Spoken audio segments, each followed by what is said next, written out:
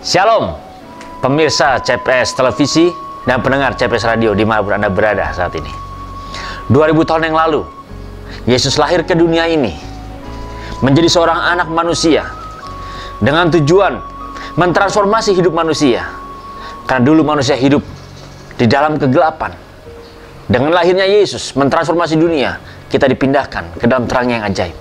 Dulu manusia hidup di dalam dosa, terikat dengan dosa, berusaha dengan kemampuannya untuk melepaskan diri dari segala macam dosa, tetapi semakin terpuruk ke dalam dosa.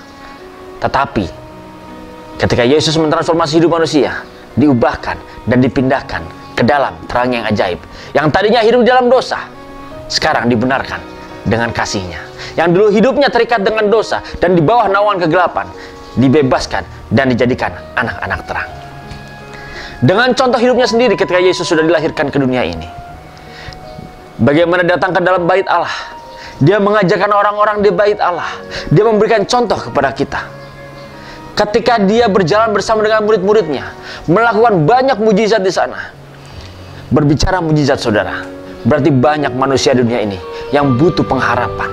Banyak di dunia ini manusia mengalami masalah. Mereka berpikir bahwa tidak ada jalan keluar. Mereka berpikir bahwa sudah tidak ada lagi pertolongan buat hidupnya. Mereka berusaha untuk mencari pertolongan kemana-mana.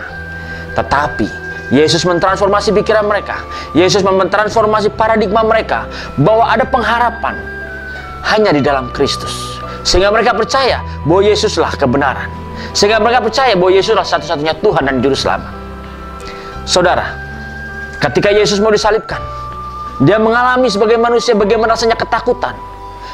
Apa yang dilakukan? Dia berdoa hingga meneteskan peluh darah di dalam keringatnya. Dia meneteskan darahnya dalam bentuk keringat. Itu menandakan bahwa Dia pun mengalami ketakutan yang luar biasa. Tetapi jangan lupa, Dia memberi contoh kepada kita bagaimana Dia hidup sebagai manusia. Dia mengajarkan kepada kita, Dia mentransformasi pikiran kita, dan Dia mengubahkan cara pandang kita. Di saat Dia mengalami ketakutan yang luar biasa, Dia pun berdoa kepada Allah Bapa di surga. Dia pun mengajarkan kepada kita ketika kita menghadapi masalah, bahwa kita harus berdoa kepada Allah Bapa di surga. Bahwa ada pengharapan dalam hidupmu, bahwa ada pertolongan dalam hidupmu, bahwa Dia menopang hidupmu. Dan Dia mengajarkan kita berserah kepada Allah Bapa di surga. Ketika Dia disalibkan, Dia rela tubuhnya dihancurkan, Dia rela ditombak, Dia rela disiksa hanya demi untuk kita. Tetapi Dia mengajarkan kepada kita saat kematiannya di kayu salib bahwa intimidasi dunia, cara berpikir dunia, cara berpikir orang-orang pintar di dunia ini yang berniat jahat untuk membunuhnya, untuk menggagalkan semua rencana Allah dalam dunia ini, yang berusaha untuk menggagalkan rencana Allah untuk mentransform manusia di dunia ini, semua tidak bisa menghalangi rencana Allah di dalam mentransformasi kehidupan manusia. Dengan buktinya, Yesus bangkit pada hari yang ketiga. Dan jangan lupa saudara, ketika Yesus terangkat ke surga, Dia meninggalkan pesan kepada kita semua sebagai orang-orang yang percaya, bahwa pergilah dan jadikanlah semua bangsa muridku, dan baptislah mereka dalam nama Bapa, Anak, dan Roh Kudus. Amanat agung yang ditinggalkan kepada kita semua orang-orang percaya. Ini yang harus kita lakukan. Adakah kita sudah melakukan itu?